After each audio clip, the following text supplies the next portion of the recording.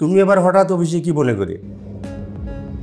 চাচা, আপনি তো আমার ফোন রিসিভ করছিলেন না, তাই ভাবলাম সরাসরি আপনার অফিসে চলে আসি। ফোন মানুষ ব্যস্ত থাকলে নাইবা রিসিভ করতে পারে, আবার ফ্রি হলে তো রিসিভ করতামই। আমরা তো গত 9 দিন যাবৎ আপনাকে একটানা কল করেই চলেছি, আপনি তো রিসিভ করছিলেন না, তাই ভাবলাম কোনো কিছু নিয়ে আপনি আবার আমাদের উপর রাগ করেছেন কি না। না না, আমি রাগ করতে যাব কেন?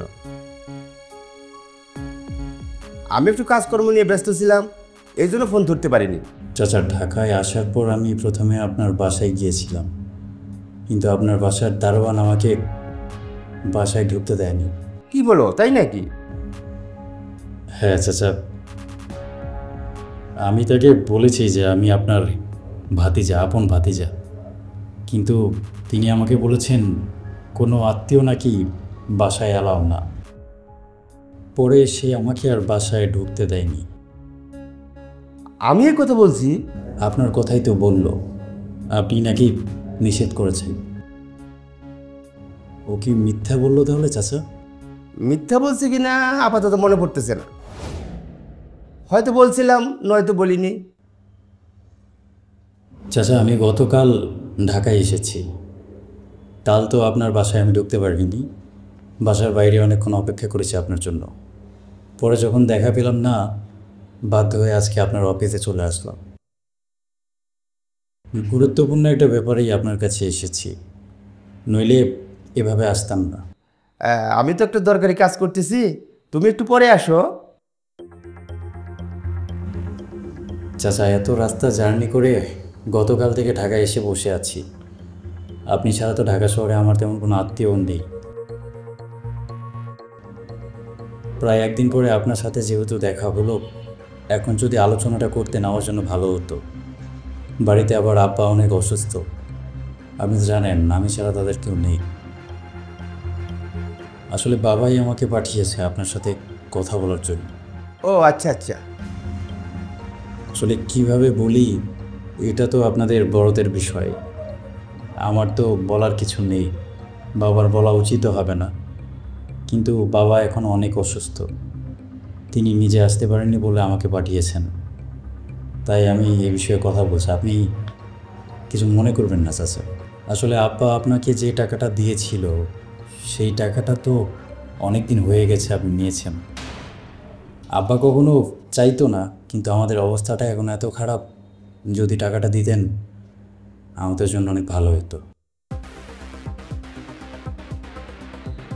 টাকা পয়সার ব্যাপারে আসছো তাহলে? তাই তো বলি, হঠাৎ ঢাকা আসলে কি বলে করি? আসলে এখন সংসারের যে অবস্থা, বাবার চিকিৎসা করানোর জন্য হলেও টাকাটা আমাদের দরকার। যদি টাকাটা আপনি এখন দিতেন খুব উপকার হতো, পুরোটা না হোক, যতটুকু পারেন আর কি, খুব ভালো হয়। আসলে আমিও তো কোনোভাবে চাকরি পাচ্ছি না, পড়াশোনা করে এখন বেকার বসে আছি, বাবা অসুস্থ, আমাদের পাশে দাঁড়ানোর মতো এখন কেউ নেই চাচা। যদি আপনি টাকাটা দিতেন খুব ভালো হতো। সবই ঠিক আছে, কিন্তু টাকা যদি না থাকে দিব কি করে? চাচা, আপনি কী বলছেন? আপনার কাছে কোনো টাকা নেই? আপনি এত বড় একটা কোম্পানির ম্যানেজার, আপনার কাছে আসতে হলেও তো 2-3 জন মানুষকে পার হয়ে আসতে হয়। এত ভালো একটা অবস্থানে থাকার পরও আপনার কাছে কোনো টাকা নেই,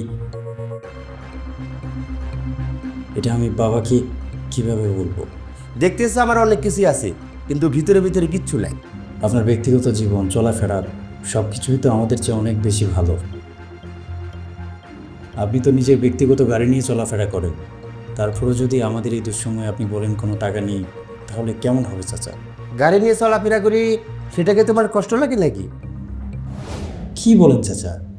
আপনি আমার আপন চাচা, আপনি ভালো অবস্থানে আছেন দেখে আমারও তো ভালো লাগে। মনে হয় না খুব একটা ভালো তোমাদের লাগে।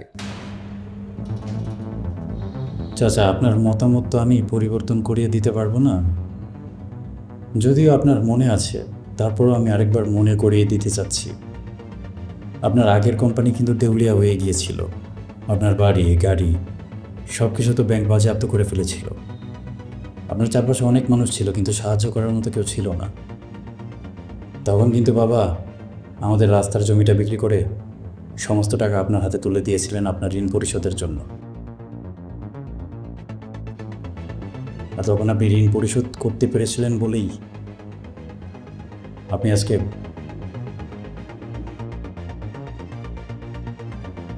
বাবা কিন্তু সবসময় চেয়েছেন আপনি যাতে ভালো থাকেন। টাকাটা দেওয়ার পর আপনার কাছে যে আবার কখনো চাইতে হবে সেটাও বাবা কখনো ভাবেননি। আমরা সবাই জানতাম আপনার অবস্থা আবার ভালো হলে আপনি নিজে থেকে টাকাটা ফেরত দেবেন, কিন্তু সব কিছু পরিবর্তন হয়ে গেলেও আপনি আর টাকার বিষয়ে কোনো কথা আমাদের সাথে বলেননি, আর বাবাও চাননি, প্রয়োজন মনে করেননি। হয়তো কোনো দিনই আমরা চাইতাম না যদি আমার কাছে এখন একটা চাকরি থাকতো। বাবার শারীরিক অবস্থাটা দিন দিন অনেক বেশি খারাপ হচ্ছে চাচা।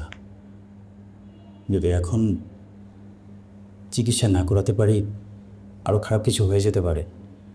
চাচা দেখেন না, কিছু টাকা যদি এখন দিতে পারে, পুরো টাকা দিতে হবে না চাচা। দেখো, তোমরা যেমন মনে করতেছো আসলে বিষয়টা তেমন না। তোমরা জানো ওই জমিটা তোমার আব্বার ছিল, কিন্তু ওই জমিটা আসলে তোমার আব্বার ছিল না, ওই জমিটা ছিল আমার। আমার জমি বিক্রি করে আমাকে টাকা দিয়েছে, সেই টাকা ফেরত দেওয়ার কি আছে?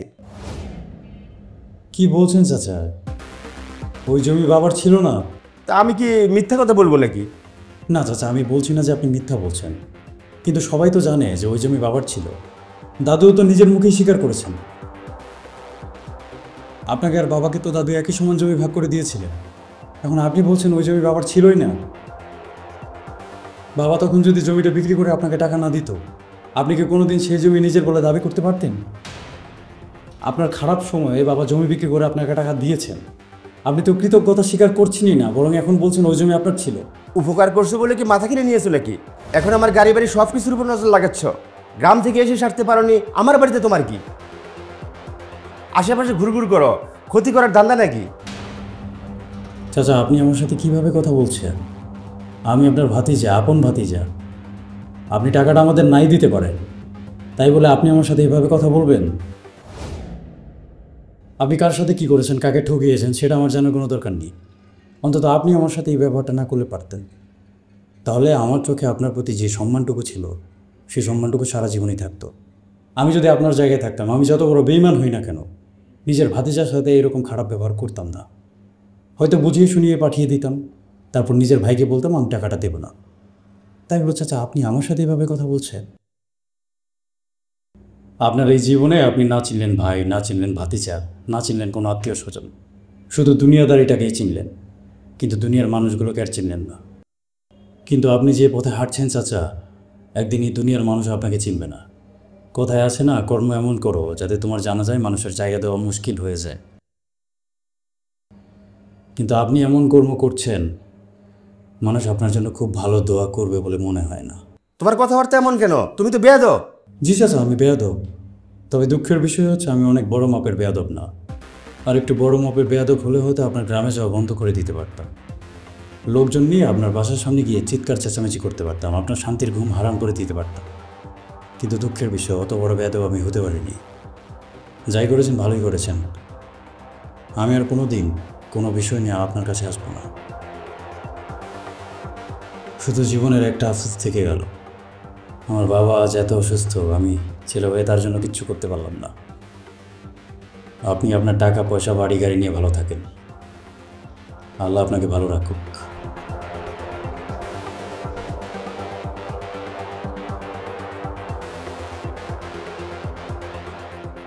টাকা এত সোজা?